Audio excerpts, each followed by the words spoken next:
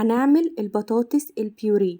لو اول مره تشوفوني انا فاطمه الزهراء، ما تنسوش تشتركوا في القناه ولايك وشير للفيديو. يلا بينا نبتدي. هجيب كيلو بطاطس، هعملها بقى المره دي بطريقه مختلفه جدا وطعمها هيطلع تحفه. وهقطعها كده، هقسمها بالنص وهقطعها على 4/4. بعد بقى ما قطعت الكميه بتاعتي كلها وغسلتها كويس جدا، هجيب بقى حله على النار وهكون مسخنه ميه قبلها. انا حطيت ميه مغليه عشان خاطر تسهل لي شويه في السوى. وهبتدي بقى ان انا اسقط البطاطس بتاعتي، ومش هحط اي حاجه خالص، ولا ملح ولا اي توابل ولا اي حاجه خالص. هسيبها بقى براحتها لحد ما تتسلق على مهلها. بس كده، هي بقى اخدت وقت كده في السوا واتسلقت. هعرف ازاي انها اتسلقت واستوت كويس؟ مجرد ان انا احط الشوكة هلاقيها انها بتطلع بكل سهولة. هطلعها بقى واصفيها من المية. الطريقة دي حلوة جدا، وكمان تنفع معاكم في رمضان. لو عندكم عزومة ممكن برضو تحطوها كصينية من ضمن الصواني اللي انتوا هتقدموها في رمضان. طعمها حلو جدا ومشبعة ومختلفة ومش تقليدية كده غير الاكل اللي احنا بنعمله. بعد بقى ما جبت بقى البطاطس بتاعتي وطلعتها وصفيتها من الميه، هجيب هرست البطاطس وهفضل اهرس فيها كده لحد ما تبقى ناعمه وبيوريه خالص. بصوا لحد بقى ما توصل للقوام ده كده. بقى انا خلاص هرستها. هجيب 5 مكعبات من الزبده، او ممكن تستعملوا 5 مكعبات من السمنه البلدي. ده او ده، في الحالتين هتطلع طعمها تحفه زي ما تحبوا. وبعد كده بقى هقوم مديها تقليبه. هديها، احط الزبده اول حاجه عشان خاطر الزبده تسيح والبطاطس وهي لسه سخنه. هقلبها كده مع بعض بحيث انها كلها تختلط عادي جدا. هبتدي بقى احط التوابل بتاعتي: رشه ملح، رشه فلفل اسمر. عايزه اقول لكم البطاطس البيوريه دي من الاكلات المفضله عندي جدا. رشه من البابريكا، بحبها بطريقه فظيعه، ودايما ابقى محتاره مش عارفه ان انا اعمل بعمل البطاطس البيوري. ورشه بقى من الشطه المجروشه، وطبعا دي اختياري للناس اللي بتحب الحاجه سبايسي، بس عشان خاطر انا بحب الحاجه سبايسي فطبعا لازم بحط الشطه. وجبت بقى ربع كوبايه من القشطه. بصوا الحاجات بقى، الاضافات والتركات اللي انا هزودها دي، الحاجات دي بتضيف للبطاطس طعم رهيب وبتخليها كده جوسي وفظيعه. جبت بقى علبه زبادي وحطيتها.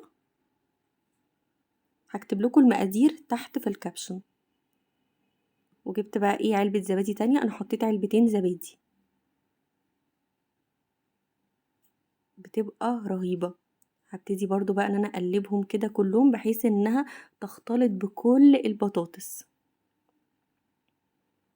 يا جماعة فظيعة، انتوا مش متخيلين هي قد ايه، بجد رهيبة رهيبة رهيبة. عايزاكم بقى كمان تكتبولي في الكومنتس ايه الحاجات اللي انتوا حابين نعملها عشان خاطر رمضان. واحط بقى رشه من الجبنه الموتزاريلا. انا بقى البطاطس دي بحب ان انا ادلعها، يعني ممكن كمان لو عندك جبنه تركي حطي، عندك جبنه كيري حطي، عندك جبنه مثلثات حطي، اللي عندك حطيه. كل دي هتضيف لها اضافات هتوديها في حته تانية. انا رشيت كده رشه من الجبنه الموتزاريلا. جبت بقى الصينيه بتاعتي ودهنتها كويس جدا بالزبده عشان خاطر ما تلزقش، وكنت طبعا قبلها مسخنه الفرن على درجه حراره عاليه. هبتدي بقى ان انا هرص الطبقه الاولانيه، هقسم الكميه كده بالنص واقوم رصه الطبقه الاولانيه. رصيت الطبقه الاولانيه كويس وضغطت عليها. نيجي بقى هنا للحشوه. الحشوه دي طبعا اختياريه. انا كنت معصجه لحمه مفرومه وحطاها في الفريزر، هبقى انزل لكم طريقه اللحمه المفرومه. طبعا تقدروا برضو ان انتوا تحشوها حاجه تانية، ممكن تحشوها فراخ. انا برضو ساعات بعملها بالفراخ برضو بتبقى طعمها تحفه. اللحمه المفرومه برضو فظيعه، يعني ده او ده زي ما انتوا عايزين. حطيت بقى اللحمه المفرومه بتاعتي وفردتها كويس.